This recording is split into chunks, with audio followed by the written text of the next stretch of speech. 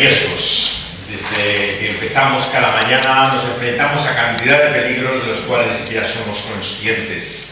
Pero nuestra propia vida, como el filósofo ha dicho, es también una apuesta de la cual vivimos siempre con incertidumbre e inseguridad. Pero tal vez no hay mayor riesgo que el llamar. Cuando vamos, decía el profesor que citaba estos días de St. Louis de Oxford, autor de tantos y amados libros, que uno se vuelve vulnerable. Cuando uno quiere a otra persona, en cierto sentido se desnuda, se propone de tal forma a su disposición que puede ser dañado, dolido, ofendido. Y cuanto más amamos, más débiles realmente nos mostramos ante la otra persona. Pero nuestro sentido del amor queda pequeño ante la gran historia de amor de la que nos habla este libro de los libros, que es la Biblia. Y cada uno de estos volúmenes, también el de Ruth, hace un reflejo de la verdadera historia de amor. Y de ello vamos a leer en este capítulo 3 del libro de Ruth, que dice así, las siguientes palabras. Dice en el capítulo 3 de Ruth que Dios le dijo, le dijo su suegra Noemí a Ruth, ¿no? Hija mía, no he de buscar hogar para ti, para que te vaya bien. ¿No es Boaz nuestro pariente con cuyas criadas tú has casado? He aquí que él avienta esta noche la pampa de las cebadas. Te lavarás pues y te ungirás, y vestido de tus vestidos irás a la era, mas no te darás a conocer al varón hasta que él haya acabado de comer y de beber. Y cuando él se acueste, notarás el lugar donde se acuesta, e irás y descubrirás sus pies, y te acostarás allí. Y él te dirá lo que hayas de hacer. Y ella respondió, haré todo lo que tú me mandes. Descendió pues a la era e hizo todo lo que su suegra le había mandado. Y cuando Boaz hubo comido y bebido y su corazón estuvo contento, se retiró a dormir a un lado del montón. Entonces ella vino calladamente y le descubrió los pies y se acostó. Y aconteció que a la medianoche se estremeció aquel hombre y se volvió. Y aquí una mujer estaba acostada a sus pies. Y entonces él dijo, ¿quién eres? Y ella respondió, yo soy Ruth, tu sierva.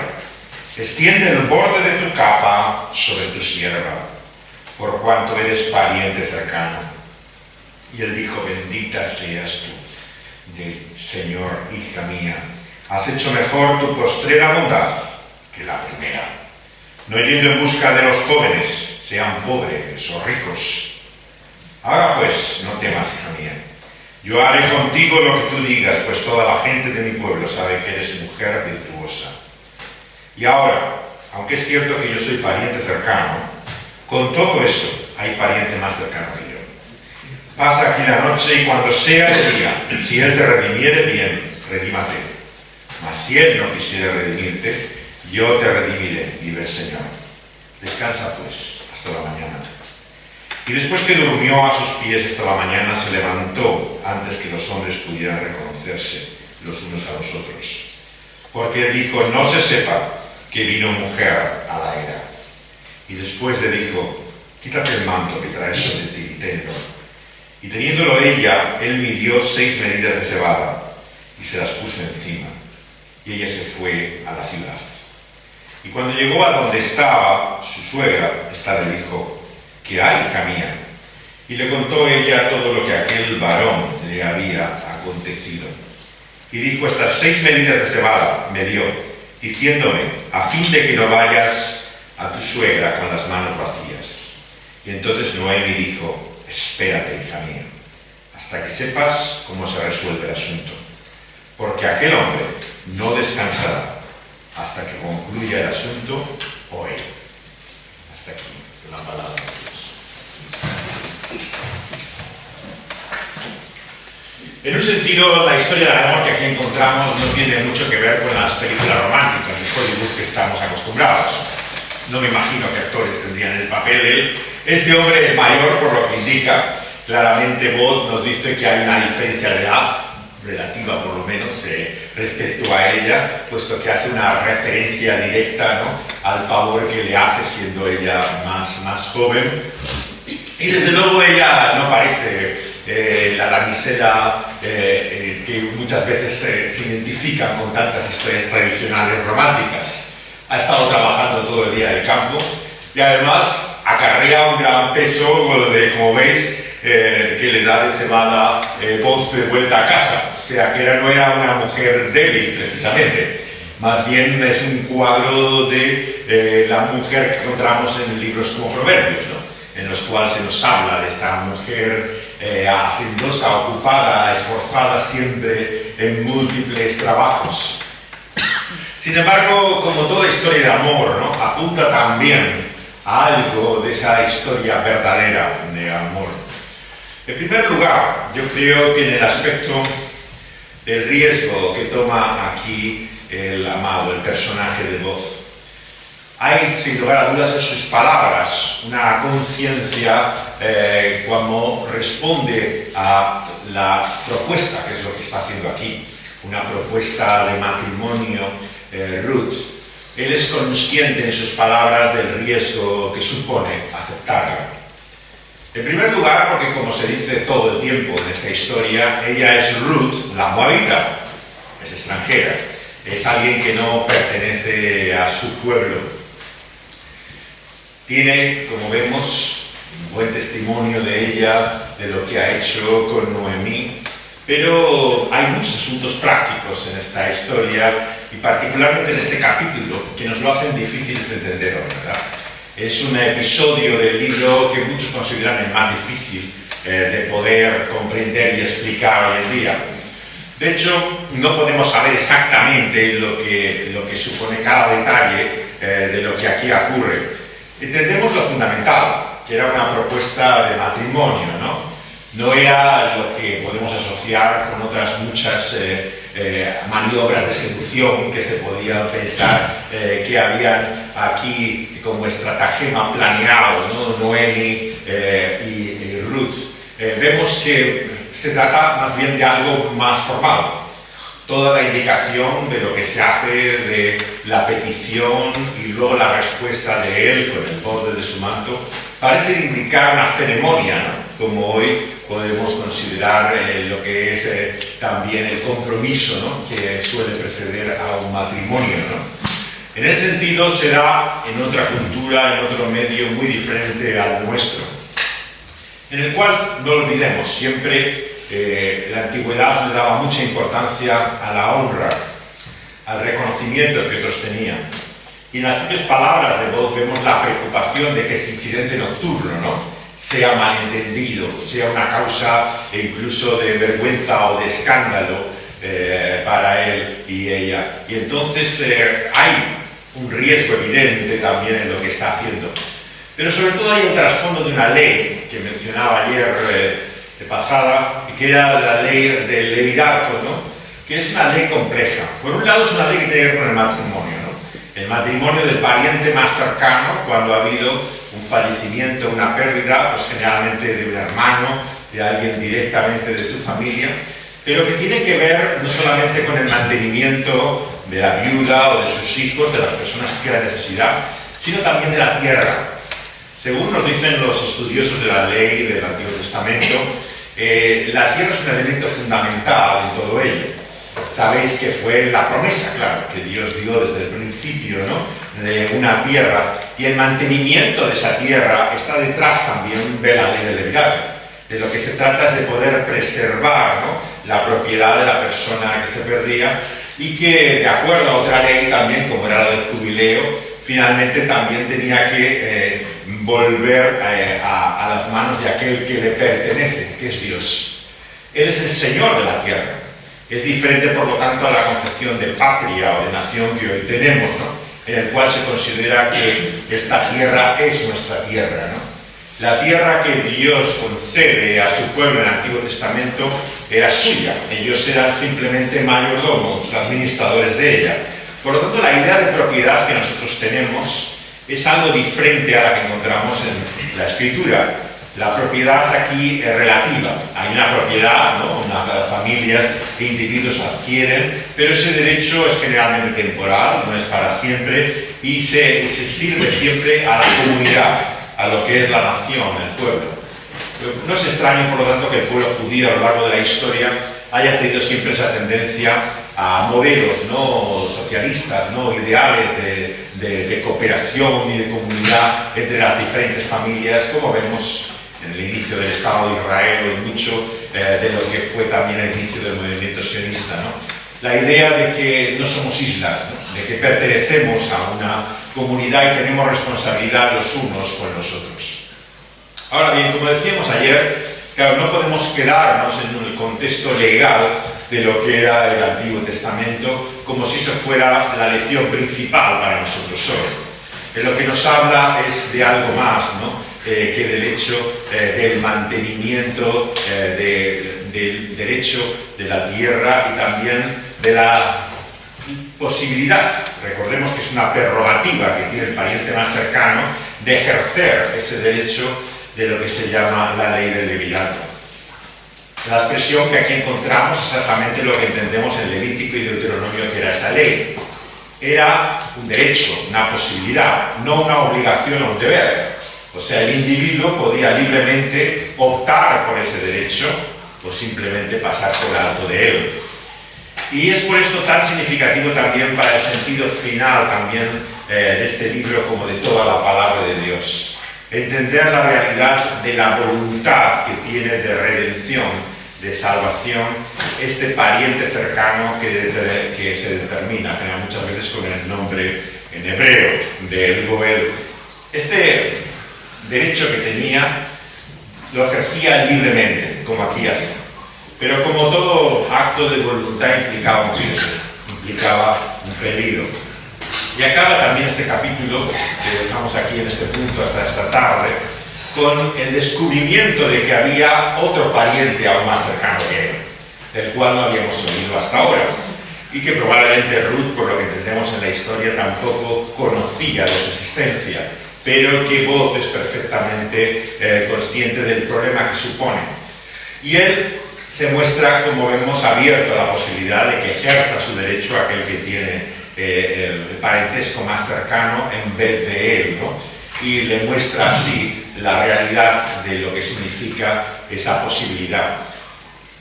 La historia, por lo tanto, por un lado nos sorprende, ¿no? En la iniciativa que tiene aquí Noemi y Ruth, ¿no? Para la visión muchas veces que tenemos, ¿no? De la mujer como un papel pasivo, en el cual es el hombre el que toma la iniciativa, no digamos tanto en el matrimonio, ¿no? En el cual muchas veces se consideraba que era la voluntad, ¿no? De aquel, el varón, que choca claramente con la historia que tenemos delante nuestra, en el cual son dos mujeres, ¿no? En un mundo de hombres, ¿no?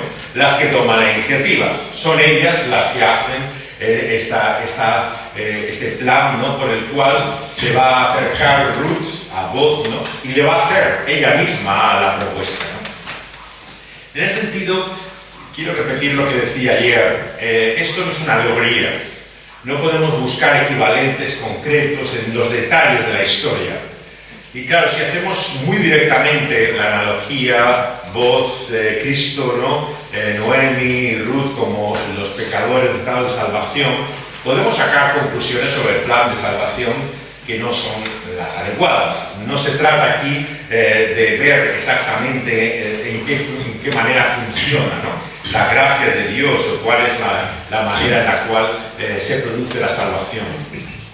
Lo que sí tenemos que entender es que nos habla de que esa salvación tiene un propósito y una sola explicación, que es el amor. Esa historia verdadera de amor es de aquel que está fuera del escenario, entre bambalinas, pero que nos muestra el verdadero amor. Aquel que desde el Edén, cuando aquel primer hombre y aquella mujer, Adán y Eva, finalmente quieren vivir en este mundo, en esta tierra que Él les ha dado, pero sin Él, ¿no? Podía haber traído su juicio y destruido la humanidad. Como en aquel diluvio podía haber raído de la faz de la tierra a todo el ser humano. Pero la única explicación por la que Dios, en su justicia, no lo hace. Es esto que llamamos su amor. Y ese amor es tan incomprensible que muchas veces tenemos que hacer referencia también a esa otra palabra en hebreo en el cual se expresa, que es set, ¿no? Misericordia se suele traducir, ¿no? Y esa misericordia que es mayor que la vida, esa misericordia es lo único que explica la realidad de ese amor. Nuestro amor generalmente es una respuesta o reacción a algo que vemos en aquella persona que queremos. Por supuesto que en el caso del noviazgo, de la pareja, lo que uno se fija es en el atractivo de la otra persona, en su carácter, en quién es ella. Y según nos parece esa persona, respondemos con afecto o emoción a ella. Y sabemos lo irracional, lo emocional que se supone, ¿no? Cuando uno tiene aprecio o afecto por alguien, es difícil analizar por qué, ¿no? Hay personas a veces que te entran cruzados, ¿no? Y da igual lo que te digan, basta solamente verlos, abran la boca y lo soportas, ¿no? Y no tienes una razón, una explicación racional, ¿no? Es ese mundo, ¿no? En el cual los sentimientos, los afectos se producen, ¿no? Y como sabemos, a veces los opuestos se atraen, ¿no? Y hay parejas que son realmente sorprendentes, ¿no? Porque claro, no parece tener nada que ver la una con la otra, ¿no? Sin embargo, extrañamente se produce esa química, ¿no? Le llaman, por el cual se produce esa complementariedad. Pero el verdadero amor del cual nos habla esta historia en mayúsculas es el amor de aquel, ¿no? Que su amor no tiene otra explicación que lo que llama su misericordia. Es un amor desde antes de la fundación del mundo inmerecido. En primer lugar, para todo el ser humano, para toda la humanidad. Muchas veces como creyentes nos concentramos en esa gracia que la relacionamos con la salvación. Y olvidamos también que la Biblia nos enseña con toda claridad que hay una gracia común, general para todo ser humano. No solamente Dios ha hecho que no sea destruida la humanidad, sino que además vemos que una y otra vez, como dice el apóstol, hablando en Atenas a los sabios de su tiempo, hace salir el sol como hoy sobre buenos y malos. No hace distinción. No hay una nube negra que acompaña a algunos, ¿no? A causa de su maldad, ¿no? Y otros disfrutan de la luz y del calor. El Señor muestra su favor a todo ser humano y lo hace por medio de la lluvia, como dice el apóstol, por medio del sol, por medio de la vida que Él concede así a todo individuo. La gracia común y general muchas veces se relaciona también con una cierta medida de orden que hay en el mundo. Es cierto que muchas veces parece que el caos y la confusión es lo que preside esta vida, pero podría ser peor, no seamos ciegos. El mundo podría estar mucho peor de lo que está. Existe cierta medida de orden que Dios ha establecido también en su gracia común, que se muestra, como dice Romanos 13, restringiendo el mal, ¿no? Haciendo que no se extienda aún más de lo que pueda extenderse. Y lo hace por medios humanos, como puede ser el gobierno, las fuerzas de orden o de seguridad, ¿no? Pero lo hace también por el sistema por el cual todavía parece que podemos convivir y subsistir. Esto no es casualidad, no es simplemente la inteligencia del ser humano, el contrato al cual hemos llegado como sociedad humana para sobrevivir. Es la gracia de Dios la que lo permite, y es así como se identifica. Los órdenes de la creación son mantenidos así. Fijémonos en lo que significa el matrimonio y la familia, aunque ciertamente han sido cambiados, distorsionados, transformados a lo largo del tiempo. Todavía no se conoce una sociedad en la que no exista nada parecido a ello. De alguna manera sigue, aunque sea cambiada su forma, ¿no? Teniendo expresión ciertos órdenes de la creación. Y esto es también un reflejo del amor de Dios. Pero, sin lugar a dudas, entendemos a la luz de su palabra que hay un amor aún más profundo, aún más maravilloso. Que es ese amor verdadero que Dios muestra viniendo a este mundo desde su gloria, humillándose y haciéndose uno como nosotros en Cristo Jesús. Y Él vino a aquel lugar de Belén, aquella casa de pan, vino el pan de vida que en este mundo de hambre y necesidad faltaba.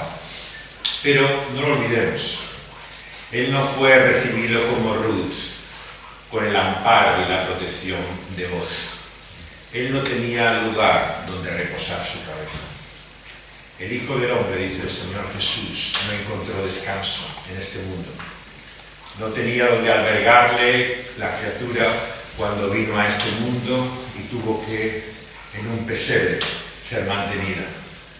El rechazo y el desprecio de este mundo hizo que tuvo que alejarse también de esa tierra y ser llevado por sus padres para escapar también de lo que podía haber sido su muerte segura.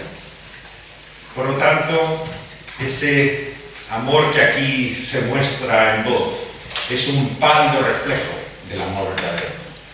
El amor verdadero fue malentendido, no fue comprendido. Vivió el rechazo y el sufrimiento una y otra vez de aquellos que no le dieron ese amparo y esa protección. Y toda la historia que encontramos del Evangelio, vemos cómo ese amor se muestra de una forma incomprensible. No responde a cómo es recibido por los demás. Pensemos siquiera en el puñado de discípulos que tiene el Señor a lo largo de sus años en esta tierra. ¿Qué habían entendido realmente de lo que Él enseñaba? Nos sorprende al llegar al final de su pasión, ¿no? Cómo parecen no haber entendido nada. Sencillamente le han seguido, sienten aprecio y afecto por Él, pero no comprenden la realidad de quién es Él. El Señor, por lo tanto, no solamente vivió la necesidad física, el hambre, la sed, el cansancio, sino que vivió el dolor emocional.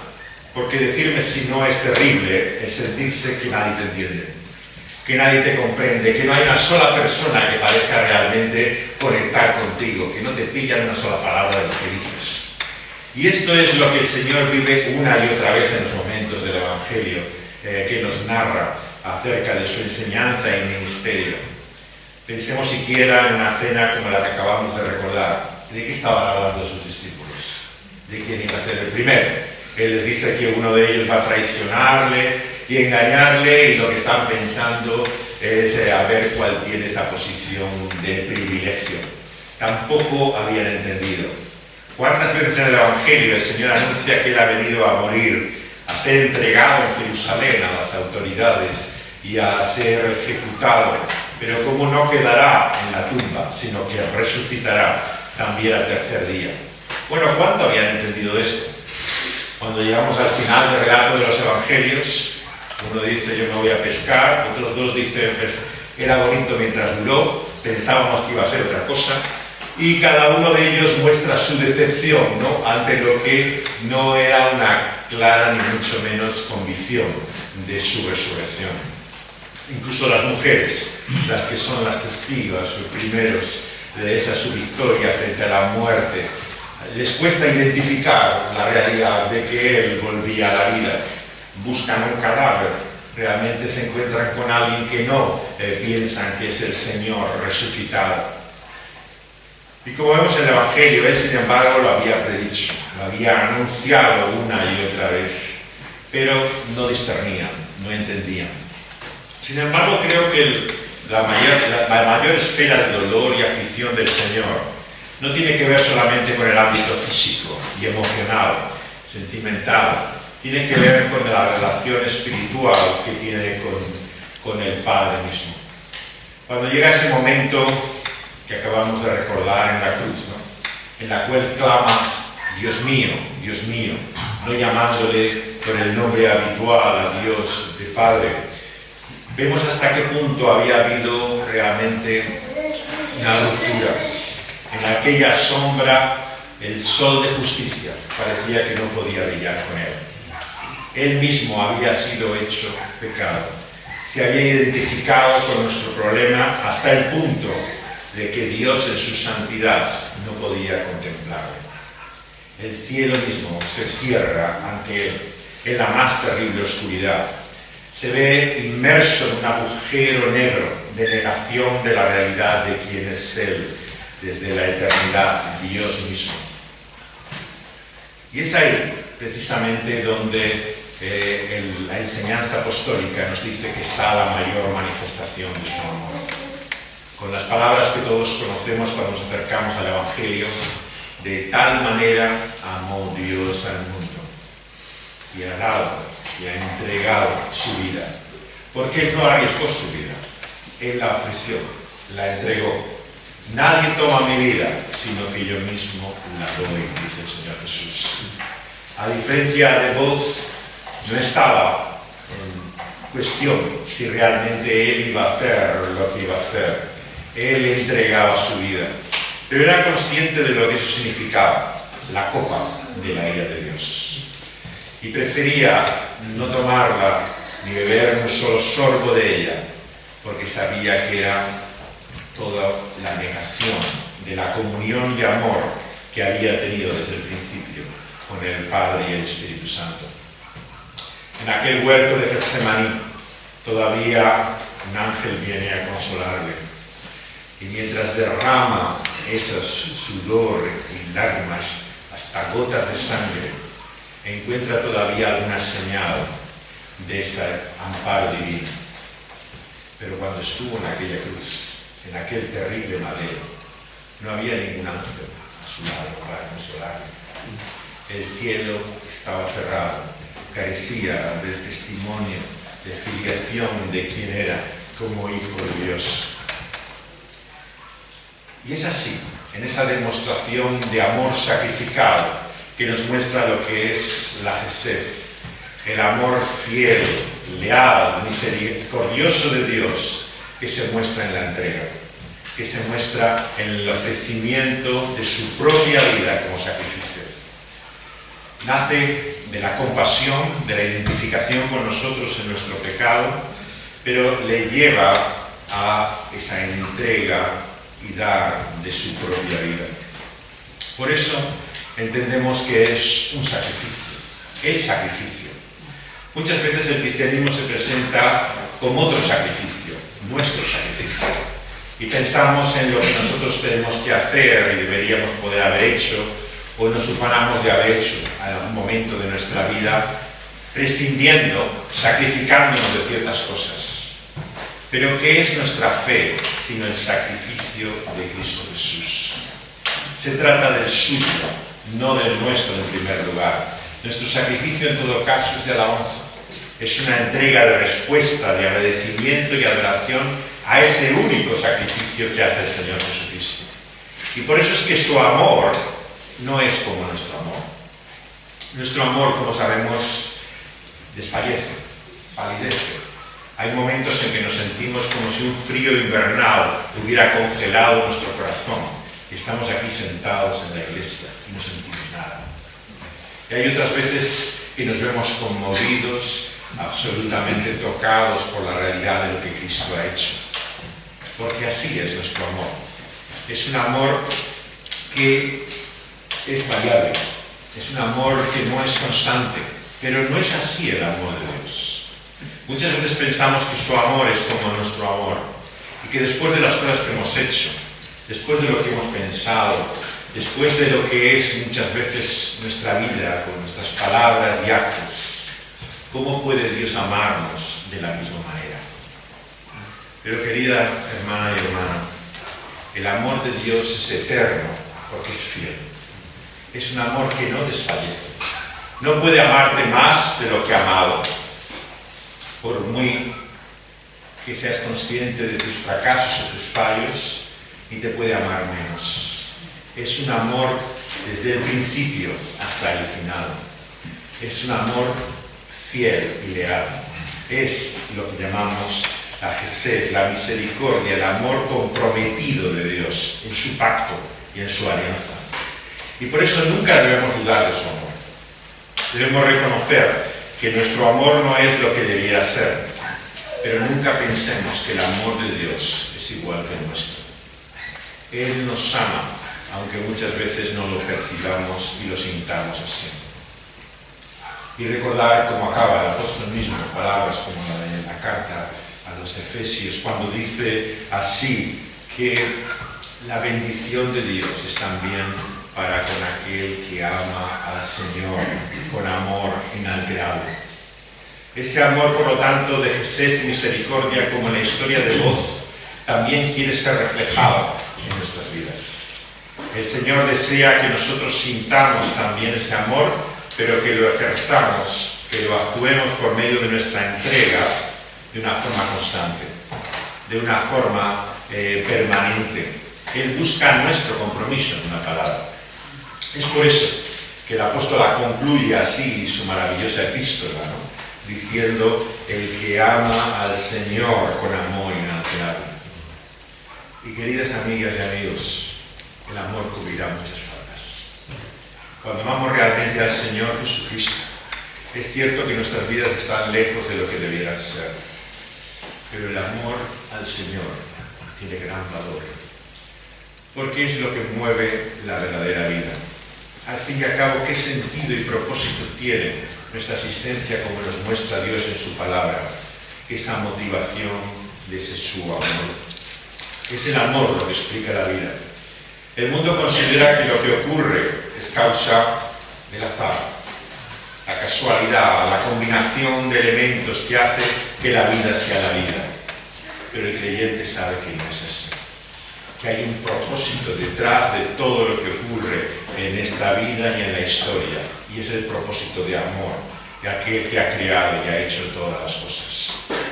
Y lo que Él quiere es, por medio de esa entrega y ofrecimiento en la vida del Señor Jesucristo, cubrirnos con otro manto, que no es el que recibe Ruth por parte de Dios, es el manto de justicia. Esa imagen que se repite a lo largo de toda la Escritura en el Antiguo y Nuevo Testamento y llega a su culminación final en la revelación última de Apocalipsis, nos muestra hasta qué punto todos tenemos que ser no solamente desnudados, sino vestidos con esas vestiduras blancas de justicia que solamente el Señor Jesucristo puede darnos. Y por lo tanto, esa es la gran diferencia que podemos encontrar en la vida. Al experimentar ese su amor, somos revestidos, somos cubiertos con el amparo y la protección de las alas de nuestro Señor, que nos guardan y nos libran. Por eso, el mensaje final de esta Escritura, de la palabra de Dios, es que debemos confiar que su sangre nos cubre y limpia de todo pecado. Que el sacrificio del Cordero que acabamos de recordar una vez más en esta mesa, por el pan y el vino, es suficiente para limpiar nuestro pecado. Y es en esa entrega y en ese ofrecimiento que Él quiere ser nuestro Dios para siempre. Fijaos que en esta historia de amor hay, como en toda verdadera historia de compromiso y de entrega, un eco de la gran historia de amor. Aquí Dios está presentando como ese novio de la revelación final de Apocalipsis, que viene a buscar a la novia del Cordero. Y se ofrece ante ellos diciendo: si quieres ser su esposo, si quieres que Él sea tu marido, en la salud y en la enfermedad, en la riqueza y en la pobreza, en la vida y en la muerte. Si todavía no has dado ese paso, cada vez que recordamos este acto de amor, estás siendo testigo del ofrecimiento, de la propuesta, de la proposición de el novio, para unirse en ese abrazo de amor eterno para siempre. Porque no nos engañemos, todavía no hemos vivido esa experiencia última de su amor. La cabeza, nos dice el apóstol Pablo, está todavía en el cielo. Y nuestra vida está unida a Él, guardada también y reservada en los cielos. Pero un día, cuando el Señor vuelva, como recordamos cuando celebramos esta mesa, el día que Él regrese, la cabeza será unida al cuerpo. Y eso significa mucho para nosotros. Significa que nuestros pensamientos que ahora divagan, viven en la confusión y la perplejidad, un día dejarán de ser. La cabeza y la mente del Señor no la tenemos como un día la tendremos. Ese día ya no habrá problemas, contradicciones, dudas y conflictos en nuestra mente e inteligencia, porque veremos y entenderemos cómo somos conocidos por Dios.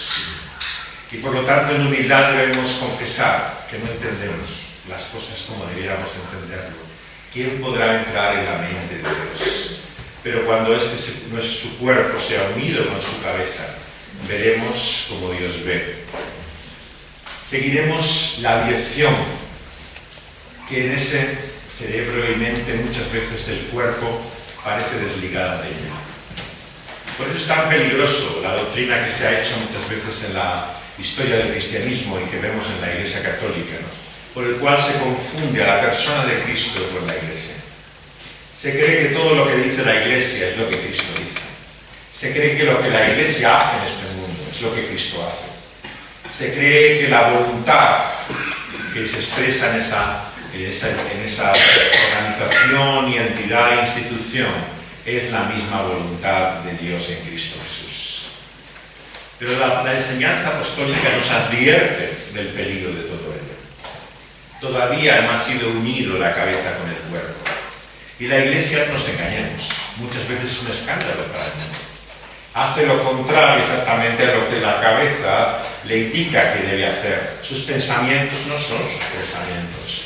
Y sus acciones, no nos confundamos, no son siempre sus actos en este mundo. Y por lo tanto tenemos siempre que esperar y anhelar con las palabras con las que se cierra esta revelación, diciendo: ven, Señor Jesús. Porque ese día todo lo que es en parte será hecho pleno. Todo lo que es ahora parcial será finalmente consumado y realizado.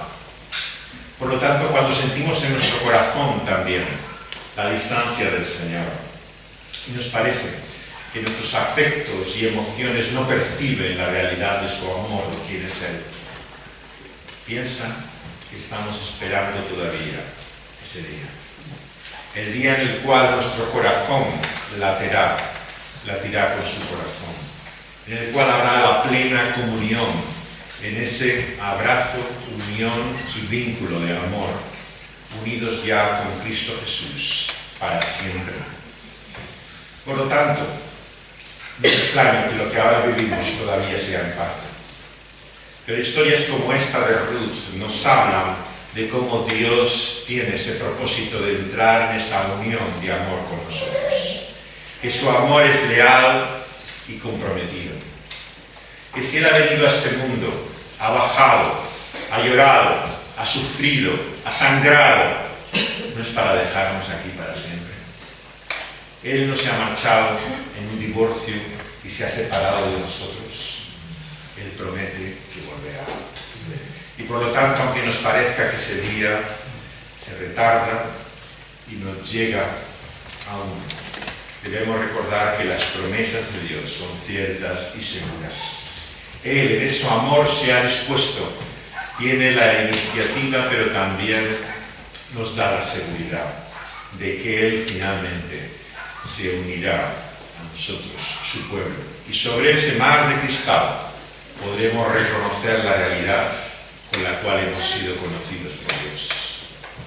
Y aquel día, cuando veamos su rostro, nos asombraremos, nos maravillaremos, pensaremos: ¿qué ha visto el Señor en mí para amarme de tal manera? Nos quedaremos asombrados, entendiendo que ese amor no es solamente incondicional, sino que es un amor incomprensible, un amor que en el mundo no podemos conocer. Porque siendo herederos y dignos del juicio de Dios, merecedores de su ira, Él nos ha amado y ha querido llevar Él mismo el castigo, la culpa y la vergüenza nuestra. Y por eso ese Cordero que reina por los siglos eternamente y que un día estará delante de nuestros propios ojos, tiene las huellas del sacrificio por el cual ha sido inmolado. No sé por eso cuánto recordaremos de nuestra necedad presente, de nuestra miseria y mezquindad, pero hay algo que nunca olvidaremos por toda la eternidad, y es lo que despertará la alabanza y la adoración eterna por todos los siglos. ¿Cómo vamos a poder alabarle y adorarle para siempre si nos cuesta estar aquí 2 horas simplemente con la cabeza en lo que estamos diciendo? Porque todavía no lo hemos visto. como un día de Dios.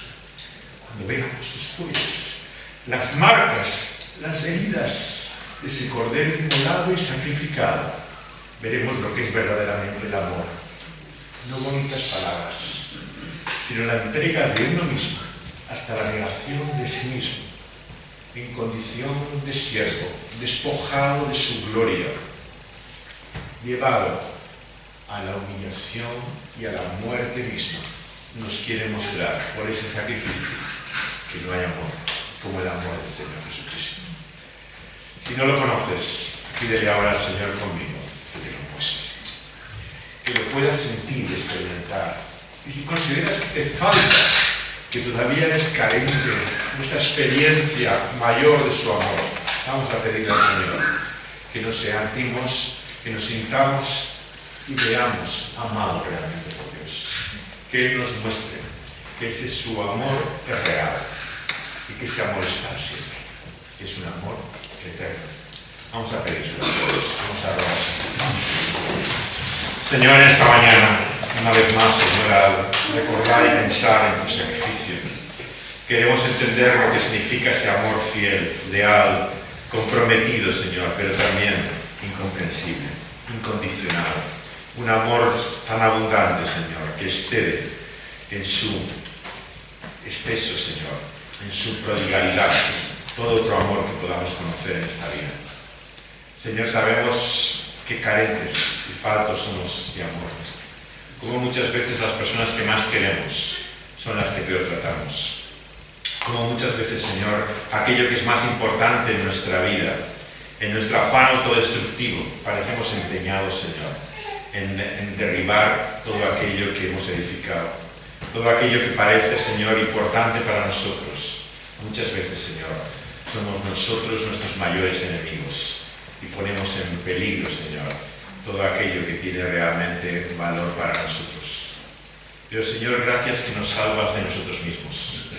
Gracias, Señor, que nos libras de nuestra contradicción, de ese nuestro afán autodestructivo, y nos salvas y libras realmente por ese amor que se entrega, Señor, de una forma redentora, nos libera del mal, Señor, para siempre. Gracias, Señor, porque tú haces posible, Señor, que todo aquello que tú has creado y hecho, Señor, todo lo bueno, sea así, restaurado y redimido. Señor, gracias porque esta tierra también es para los mansos, para los que en su humildad, Señor, reciben, Señor, con fe el reino del Señor Jesucristo. Y por lo tanto este planeta tiene futuro. Tiene el futuro de un nuevo cielo, de una nueva tierra, en los cuales mora la justicia. Y tú nos has hecho, Señor, por medio de la fe, ante la posibilidad de ser verdaderamente humanos, de poder vivir, Señor, el propósito que tú tenías para nosotros desde el principio. Que podamos así conocerlo y entenderlo, y comprender que no hay otra explicación para él que ese tu amor maravilloso desde la eternidad en Cristo Jesús.